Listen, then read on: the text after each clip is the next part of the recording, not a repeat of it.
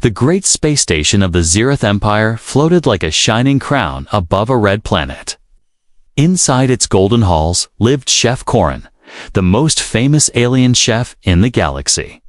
His arms were long and thin, his forefingers sharp like knives, and his black eyes carried both pride and arrogance. Corrin believed he was the master of taste. For years, he judged the foods of many worlds. He tasted the burning spice of the Draken people, the sweet crystals of the Lern, and the soft cloud fruits of the Mirai. To him, cooking was not only food, it was power. Whoever controlled taste controlled respect in the galaxy. And yet, there was one species he laughed at more than any other. Humans, he thought, were weak little creatures from a small blue planet. They fought too much, lived too short, and lacked the higher culture of the Empire. Corrin often said in front of other chefs, humans know nothing. They burn meat, they boil roots, they throw salt, and call it food. Their cooking is as primitive as their minds. Other alien. Chefs laughed with him. For them, humans were a joke. But everything was about to change. One morning, as Corrin prepared for the Emperor's feast, a messenger entered his grand kitchen. The messenger was small, wearing silver armor, and he carried a sealed container, glowing faint blue. "Master Corrin," the messenger said with a bow, "a new dish has been sent for the feast. It comes from Earth." The moment he heard the word, Corrin's face twisted into disgust. His assistants, tall insect-like aliens, laughed. "Earth, humans." One hissed, "What can they offer? A burnt potato." Another sneered. Corrin lifted his chin, his pride unshaken. "Very well," he said slowly. "Let us see what foolishness the humans dare to send." The container opened with a soft hiss. Steam rose, carrying a smell that made the entire kitchen go silent. It was not sharp like Draken spice. It was not sweet like Lern sugar. It was something different. Something warm. Inside was a simple bowl. A golden broth, small pieces of meat, and soft vegetables floated within. It looked plain compared to the jeweled alien dishes around it. Corrin smirked. "Soup. The humans send soup. How charming." Turned to his audience of cooks and judges. "This will be quick. Watch as I destroy the pride of Earth with a single taste." The alien chef lifted a silver spoon, dipped it into the human dish, and raised it slowly to his lips. He expected bitterness, clumsiness, and failure. He expected to spit it out in disgust. But when the soup touched his tongue, something unexpected happened. Heat spread through his mouth, but it was not burning.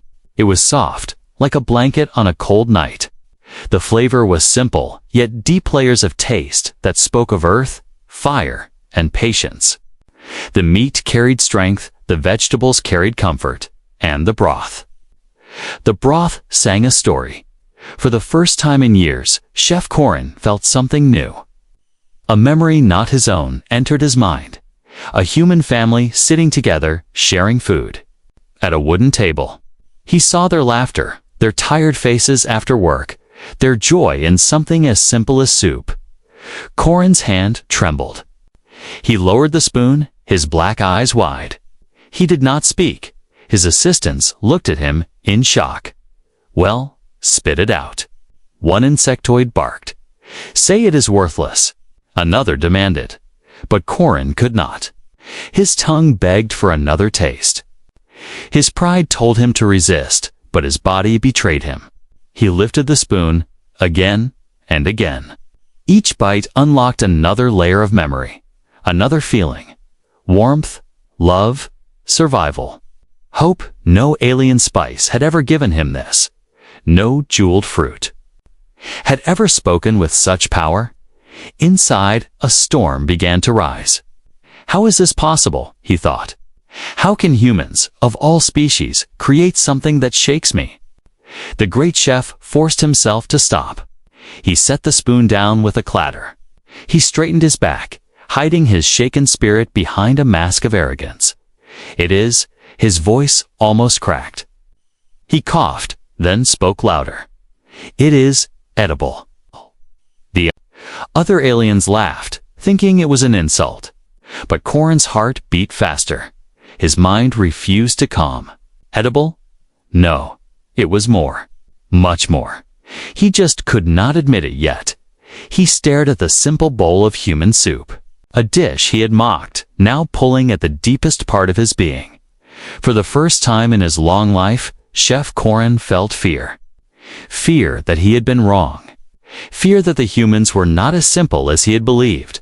And deep inside, under the weight of his pride, grew a dangerous curiosity. What else could humans cook? The great Chef Corrin sat alone in his private chamber. Far from the noise of the kitchens, the simple bowl of human soup still rested on the silver tray before him. The steam had cooled, the colors faded, but the memory of its taste burned inside. His mind like fire. He hated it. Not the soup, no. The soup he craved. What he hated was the truth, it whispered. How could this be, he thought. How could the food of a weak, backward race stir my soul when the most powerful empires failed to do so? Corrin clenched his four-fingered hand around the armrest of his chair. His pride screamed at him. It is nothing. It is a trick. You are the master of taste, the judge of worlds. You will not bow to human nonsense. The door slid open with a hiss, and one of his senior assistants entered. The insectoid, with sharp mandibles and glowing green eyes, tilted its head. Master, it buzzed. The other chefs prepare their dishes. Shall I remove this? Human soup. Corrin's first instinct was to shout, yes, remove it, destroy it, erase it. But instead, his eyes lingered on the bowl. No, he said sharply. Leave it. The assistant clicked its mandibles in confusion. But surely you do not wish to keep such primitive food. Corrin glared at him, his black eyes narrowing. Did I ask for your opinion? The insectoid bowed and left. Quickly, alone again, Corrin leaned forward. He lifted the spoon once more, almost against his own will. He sipped. The taste, even cold now, still carried that same warmth. It enraged him.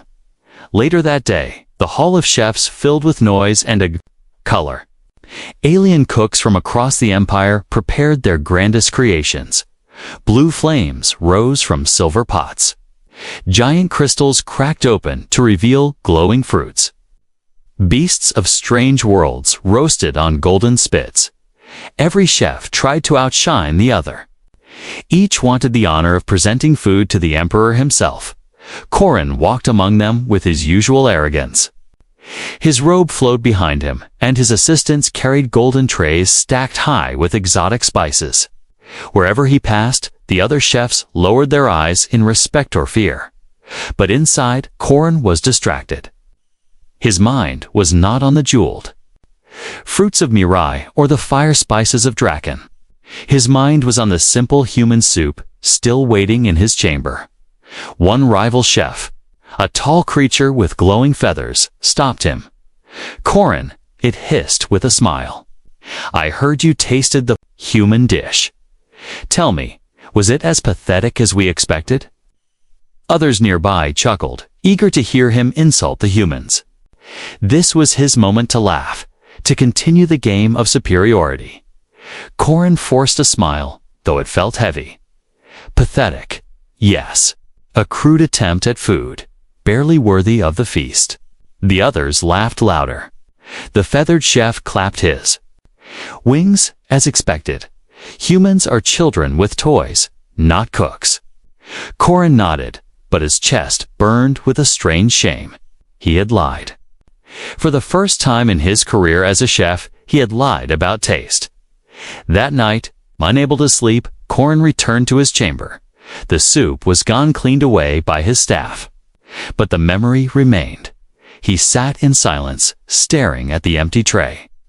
His pride battled with his curiosity. One voice told him to forget, to bury the taste deep. The other voice whispered that he must know more. Finally, he struck his hand on the table. Enough, he growled to himself.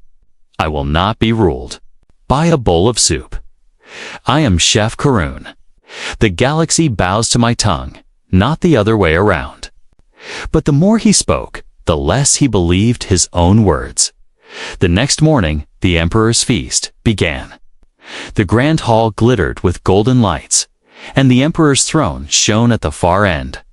Chefs presented their dishes one by one. The crowd gasped at the beauty of glowing fruits and living desserts that danced before being eaten. Korran watched, his arms folded, his face calm. Yet inside, every bite he saw reminded him of the human dish. The others were spectacular, yes, but empty, they shouted, but they did not speak. They sparkled, but they did not touch the heart.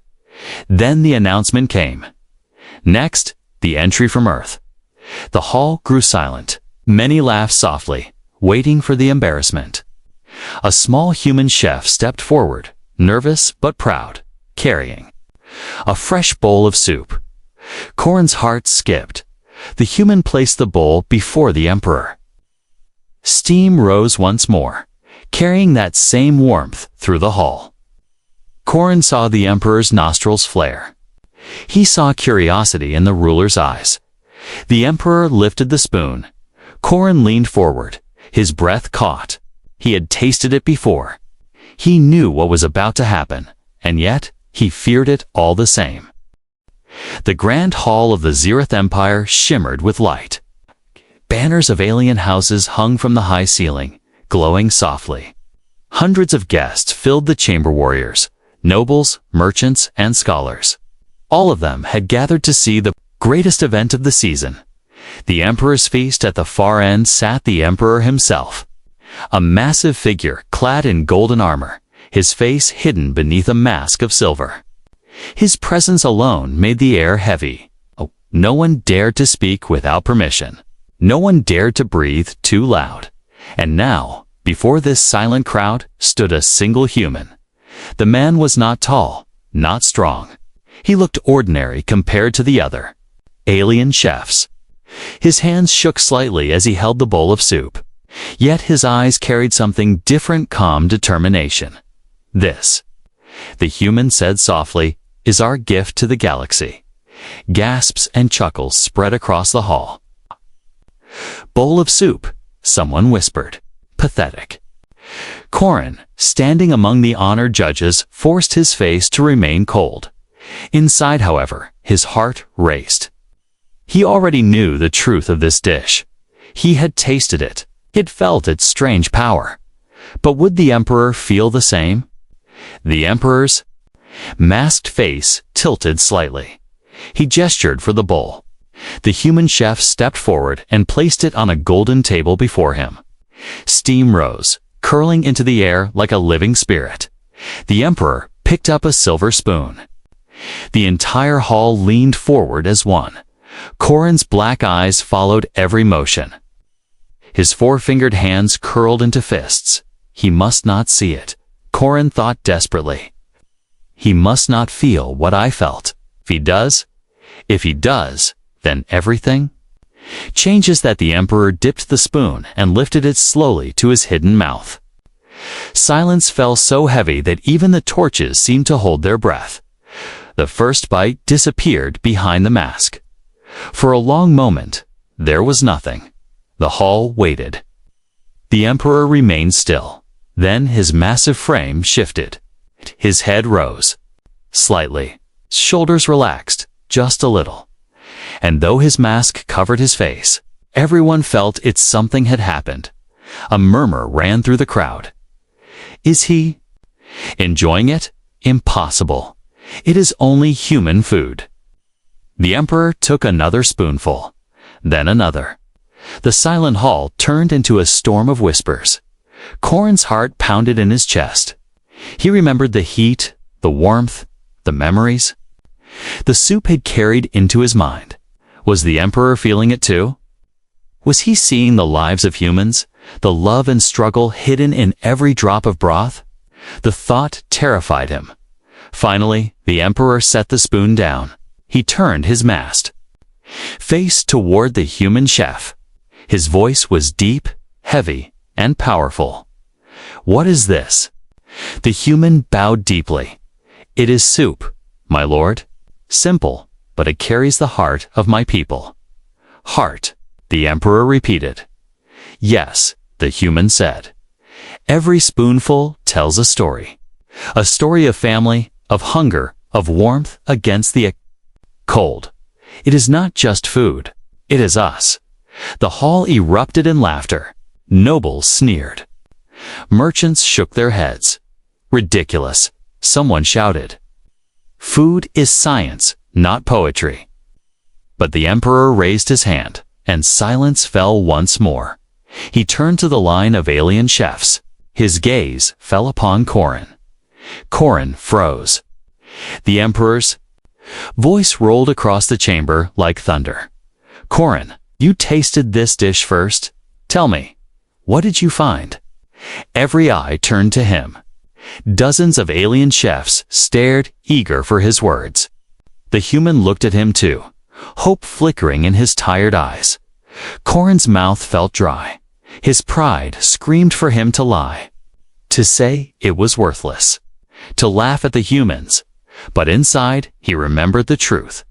The warmth, the memories, the fear. He bowed his head slightly. "It is different, my lord. Different." "Yes," Corin said, forcing the words. "It carries a flavor beyond technique, something unexpected." The crowd gasped. To admit even that much was dangerous. It was like giving humans a crack in the wall of arrogance that had always stood against them. The emperor leaned back in his throne. "Interesting," he said slowly. The human chef bowed again. "Thank you, my lord." But the emperor did not dismiss him. He turned back to Corin. "You will study this further. I want to know why a simple human dish could shake the throne itself." Corin's stomach dropped. Study it. Work with it. That meant more exposure, more chances to be proven wrong. "As you command, my lord," he said, through gritted teeth. When the feast ended and the nobles left, still muttering about human foolishness, Corin returned to his chamber. He slammed the door shut, his pride burning like acid in his veins. He paced the room, his long robe dragging behind him. "This is madness," he hissed. "Humans cannot be greater than us. They cannot." But even as he spoke, the memory of the taste returned. He felt it again, the warmth, the love, the humanity that had invaded his soul. He pressed his hands against the cold table and closed his eyes. For the first time in his long life, Chef Corin felt something worse than fear. He felt doubt. The halls of the Zeroth station were quiet at night. The golden lights dimmed, the guards patrolled in silence, and the kitchens that once roared with fire now lay still. But in one chamber, a restless soul could not sleep. Chef Corin sat at his table, his black eyes staring into the shadows. His mind refused peace. The emperor's command still rang in his ears. "Study this further. I want to know why a simple human dish could shake the throne itself." He had obeyed, of course. He always obeyed. But deep inside, pride screamed. He was the master of taste. He judged others. He was never judged himself. And now, the emperor himself had been moved by the cooking of humans. Corin gritted his teeth. His pride told him to forget. Yet another voice whispered, soft but strong, "Taste it again." At last, he gave in. He summoned a servant and spoke coldly, as if giving an order of no importance. "Bring me more of the human dish. Quietly, do not tell the others." The servant, confused but obedient, bowed and left. Minutes later, the door opened again, and the familiar steam filled the chamber. Another simple bowl of soup was placed before him. Corin dismissed the servant, locking the door behind him. Alone, he sat down. His long fingers trembled as they reached for the spoon. One sip, then another. The warmth returned instantly. Memories, not his own, rushed through him again. A child laughing as her mother fed her. An old man smiling with pride at his family. Two friends sharing a meal after a long day. He clenched the spoon tightly. His eyes burned. No alien spice had ever done this. No dish of the Empire had ever reached so deep, and worst of all, he wanted more. The next night, he demanded another bowl. And another the night after. But this time, he did not stop at soup. He demanded bread, stew, even a strange human dessert of soft stew filled with sweet cream. Every dish carried the same strange magic. They were not complex, not shining, not filled with alien fire or glowing dust. Yet they carried something greater. Life itself. Corrin began to hide the bowls in his chamber, eating in secret like a thief. Each bite weakened his pride, but strengthened his hunger. One evening, as he ate a human stew rich with herbs and roasted meat, the door slid open without warning. It was one of his assistants, the insectoid with green eyes. "Master?" The assistant froze, staring at the bowl. "Is that human food?" Corrin's heart leaped. His pride roared in anger. He slammed the table and stood tall. "You dare question me?" The insectoid bowed quickly. "Forgive me, master. I only thought you hated them."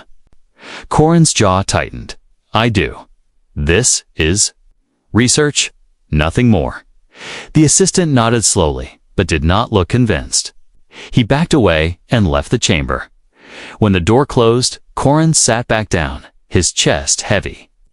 He had almost been discovered. Shame burned inside him. But still, he lifted the spoon again. Days turned to weeks. Corrin continued his secret tastings, each dish pulling him deeper into conflict. His reputation among the other chefs remained untarnished. He still mocked humans in public, still laughed at their weakness. But in private, he was changing. He noticed things he had never seen before. The alien dishes he once praised now seemed hollow. The jeweled fruits tasted sweet, but empty. The fire spices burned, but left no memory behind. He began to ask himself dangerous questions. Have we been blind all this time? Have we forgotten what food truly means? Every answer pointed back to humans, and every answer made his pride scream in protest. One night, after finishing another human meal, Corrin stood before the mirror in his chamber. His black eyes stared back at him. His robe of gold and silver shimmered faintly. "Who are you becoming?" He whispered.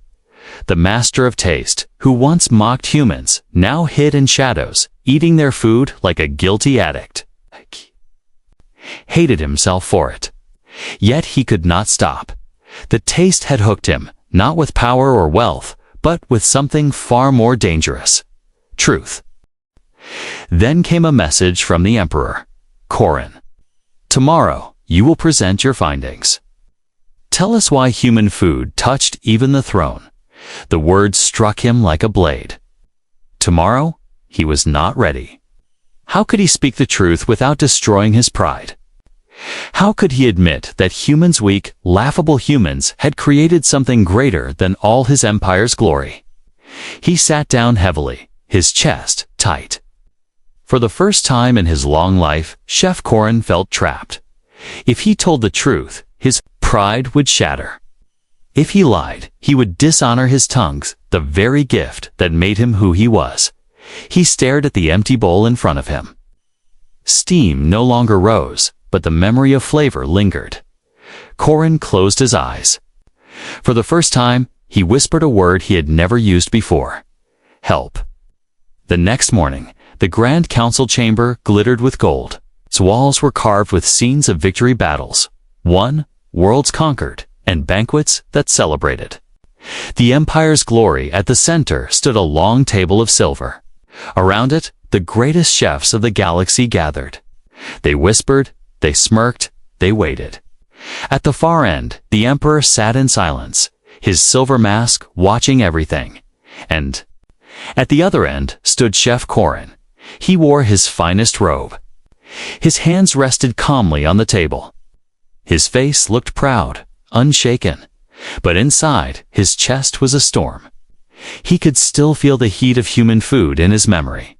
He could still hear the Emperor's command, explain why the human dish touched, even the throne. One of the rival chefs spoke first, his feathers shimmering blue. "My lord," the feathered chef said, bowing toward the Emperor. "Surely there is nothing to study. The humans are simple. Their food is luck at best, poison at worst." Laughter rippled through the chamber. Several chefs nodded in agreement. The Emperor raised his hand. Silence returned. His voice cut through the air. "Corrin, you tasted it before me. You studied it after. Speak."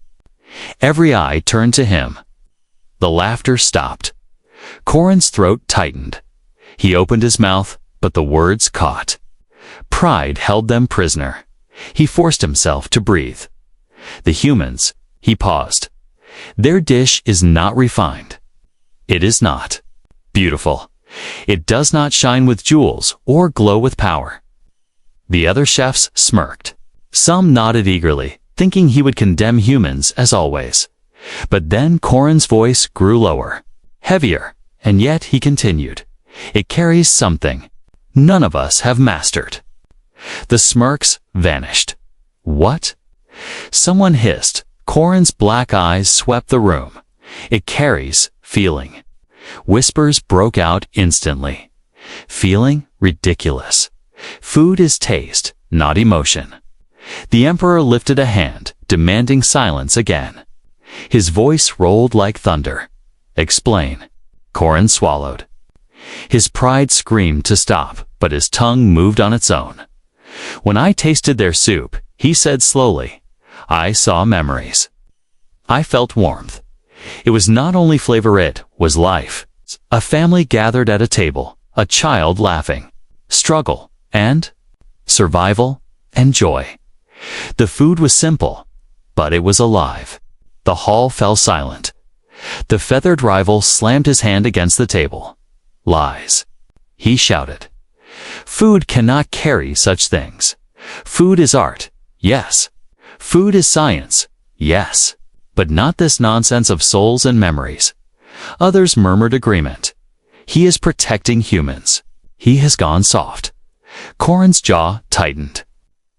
His pride wanted to lash out, to strike them down with cruel words. But another part of him, a part fed by secret bowls of soup and bread, whispered louder. "Tell the truth." So he did. "Perhaps," Corrin said, his voice sharp now. "You mock because you fear it. We chase jewels, flames, and illusions. But humans cook with something we lost long ago. They cook with love."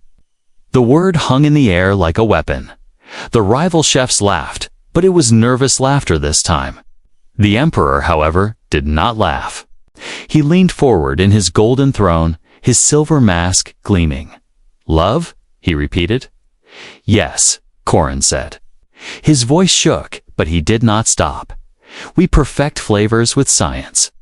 We polish plates with art, but humans pour their hearts into food. That is why their dish touched even you, my lord. That is why it touched me." Gasps spread through the room. To admit such weakness, such humanity was unthinkable for a chef of the Empire. The feathered rival pointed a claw at him. "Betray your title. You betray the very art of cooking." Corrin turned, his black eyes burning. "No, I protect it. Do you think food is jewels on a plate? But true food is memory, warmth, life itself." Humans reminded us of that truth. The chamber shook with shouts, arguments, anger. But over it all came the Emperor's voice, deep and final. "Enough." Silence fell like a blade. The Emperor rose to his feet. His silver mask turned toward Corrin. You speak dangerous words. But I have felt what you describe. The human dish carried more than taste. It carried presence. He looked out across the chamber. Perhaps we have forgotten something. Perhaps these humans have not. The rival chefs bowed their heads. Reluctantly, some glared at Corin, their eyes full of hatred. Others looked troubled, unsure. But Corin stood frozen. For the first time, the emperor had agreed with him. When the council ended and the others left in silence, Corin remained in the chamber. He placed his hands on the silver table and stared at his reflection. He had spoken the truth. His pride was wounded. His rivals hated him. And whispers of betrayal would spread across the empire. But deep inside, for the first time in his life, Corin felt lighter. He whispered to himself, perhaps I am no longer blind. The council chamber emptied, but the storm inside Corin did not fade. He had spoken words he never thought possible, and the emperor had not punished him. Instead, the ruler had agreed. Still, the whispers of the other chefs echoed in his ears. Traitor, fool, weak. That night, he did not return to his golden chamber. Instead, he walked alone through the lower decks of the station where the guest quarters lay. His robe trailed. Along metal floors, a strange sight among the plain corridors. Guards and servants bowed as he passed, but he ignored them all. His mind was fixed on one door, the door of the human. He stopped before it and raised his long hand. For a moment, pride told him to turn away. To speak with a human chef was beneath him, but curiosity burned hotter. With a heavy breath, he pressed the door chime. It opened. Inside stood the same human chef who had brought the soup to the emperor. A young man, tired but steady, with rough hands and clear eyes. He blinked in surprise. You are? Chef Corin. Corin stepped inside without asking. The door closed behind him. His black eyes swept the small room. It was simple. No jewels, no golden trays, no glowing spices. Only a plain stove, some pots, and boxes of ingredients from Earth. The human bowed slightly. To what do I owe this honor? Corin's voice was cold at first. You have stirred something dangerous. You stand at the center of whispers across the empire. Do you even understand what you have done? The human met his gaze without fear. I gave you food, nothing more. Nothing more, Corin hissed. Do you not see? The emperor himself felt it. I felt it. This is not normal. The human smiled faintly. That is because we do not cook only for tongues. We cook for hearts. Corin froze. The same word he had spoken before the council. Now, spoken calmly by this human, the chef gestured toward the stove. Sit. Let me show you. Corin hesitated. To sit at a human's table felt like surrender. Yet something in the man's eyes told him this was no trap. Slowly, he lowered himself onto the plain metal chair. The human began to work. He chopped vegetables with steady rhythm, boiled water, added herbs. The smell filled the small room, simple, warm, alive. Corin watched carefully. You use no rare spices. No alien flames. No jeweled fruits. How can this simple work create what I felt? The human's knife never stopped moving, because food is not about showing power. It is about sharing life. When my people cook, we remember. We remember hunger and we remember love. Every cut, every stir carries that memory. He looked up, his eyes steady. That is why you tasted more than flavor. You tasted us. Corin's chest tightened. He remembered the visions, the warmth, the laughter he had never known. The human placed a bowl in front of him. Not soup this time, but roasted meat with soft bread and herbs. Eat, he said simply. Corin lifted the fork with slow hands. He took a bite. The taste exploded gently, not with fire or glitter, but with meaning. He saw a human hunter bringing food back to his family. He saw tired workers breaking bread together after long labor. Ate felt pride, sorrow, joy. Korran, lowered. The fork, his black eyes were wide. His voice was low. This is dangerous. The human tilted his head. Why? Because if the galaxy learns this truth, power may shift. Our empire may no longer stand above the rest. The human smiled softly. Perhaps that is not a loss. Perhaps it is growth. For the first time in his life, Korran felt his pride loosen. He looked around the simple room, at the plain tools, at the human before him, and he realized something frightening. He had spent years chasing perfection, polishing plates, crafting illusions. Yet this man, with nothing but hands and heart, had created something greater. Korran leaned back in his chair, his voice almost a whisper. We have forgotten what food truly is. The human nodded, and you can remember again. Korran's eyes narrowed.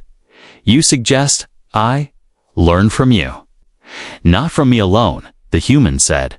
From humanity, from our struggle, from our love. Silence hung heavy between them. Korran's pride battled once more. To learn from a human was unthinkable, but the taste in his mouth refused to let go. Finally, he stood. His robe shifted softly as he turned toward the door. Before leaving, he looked back at the human chef. You are either the greatest liar in the galaxy, or the greatest cook I have ever met. The human only smiled. I am only human. Korran left without another word, but his mind was no longer the same. For the first time in his long life, he was not certain of his own greatness, and deep inside, a seed of change had been planted. The day of the grand feast of unity arrived. Once every decade, the emperor invited leaders, nobles, and warriors from across the galaxy to witness the glory of the empire's cuisine. The hall was brighter than ever, its golden walls polished until they burned with light. Thousands of eyes filled the chamber, waiting to see which chef would win eternal honor. At the center of it all stood Chef Korran. His robe was flawless, his knives polished, his face as proud as stone. Yet beneath the surface, his heart beat faster than it ever had before.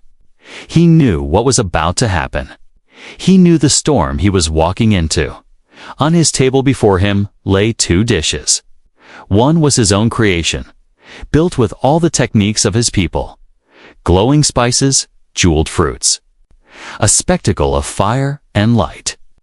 The other was a humble bowl of food prepared by the human chef with his own hands. Two paths, two choices. The emperor sat upon his golden throne, his silver mask reflecting the firelight. His voice echoed across the chamber. Today, he declared, the galaxy shall see the finest food of our age. And today, we shall see whether the human's gift is worthy of our table. The hall stirred with whispers. Some mocked, others doubted. But all waited. Korran stepped forward, carrying the first tray, his own dish. It glowed like a captured star, bursting with color and power. He set it before the emperor. The emperor took a bite. The flavors exploded with fire, with richness, with brilliance, but his masked face did not change. He gave a slow nod, nothing more. Then Korran turned. His long fingers trembled as he lifted the second tray. The human dish, simple, plain, alive, gasps spread through the crowd. Master Korran, one rival shouted, do not shame us with peasant food. Others hissed, it is a trick. Humans are beneath us. But Korran did not stop. He set the bowl before the emperor with his own hands. His black eyes burned as he bowed his head. My lord, he said, his voice steady. This is not mine. This is the work of a human. And yet, It carries more than all the jewels of the empire. The hall exploded in outrage. Chefs shouted, nobles roared, warriors slammed their fists against the tables. To give honor to a human was treason to pride itself. But the emperor raised his hand. Silence fell. He lifted the spoon. The moment the soup touched his tongue, the hall seemed to freeze. The emperor's massive frame stilled. His silver mask tilted upward. A long silence followed. Then, slowly, the emperor spoke. His deep voice carried through every corner of the chamber. I taste memory. The hall gasped. I taste the warmth of family, the strength of survival, the joy of life itself. This food is not a trick, it is truth. Shock rippled across the audience. Never had the emperor spoken in such a way about food. The feathered rival chef stood, his voice sharp. This is madness. Food cannot be truth. It is art. It is power. Not this. This primitive stew. But the emperor turned his masked face toward him. Power fades. Jewels shatter. Flames die. But memory lives. Humans have reminded us of what we have forgotten. The rival sank back, trembling. All eyes turned to Corin. The emperor rose to his feet. His silver mask gleamed in the light. Corin, you were the first to taste it. You were the first to see the truth. Speak now before all the galaxy. What do you say of humans? Corin's chest tightened. His pride, once his shield, felt heavy like chains. He looked at the crowd, the sneering nobles, the hateful rivals. The emperor's burning eyes. He thought of his years of arrogance, his mockery of humans. He thought of the secret nights, stealing bowls of soup like a starving thief. He thought of the human chef in the plain room, cooking with love instead of pride. He drew in a breath. I say. His voice cracked, then grew strong. I say. Humans are not inferior. I say they hold a gift greater than all our fire and jewels. They cook with heart. They cook with life. And we must learn from them, or we will remain blind forever. The hall fell into stunned silence. For a moment, no one moved. Then the emperor lifted his hand high. Then so it shall be, he thundered. From this day, humans shall stand among us as teachers, not as children. Their food shall be honored. Their voices heard. The hall erupted not with laughter this time, but with chaos. Some cheered, others protested, but none could deny the emperor's word. And Corin, he stood taller than ever before. For the first time in his life, his pride was gone, and yet he felt stronger. Not because of power, not because of glory, but because he had spoken the truth. Later, when the hall was empty, Corin walked to the human chef. You have done what no alien has ever done, Corin said quietly. You changed me. The human smiled softly. No, you changed yourself. All I did was cook. Corin bowed his head. Not mockery, not arrogance, respect. Then teach me, he said. The human nodded. Gladly.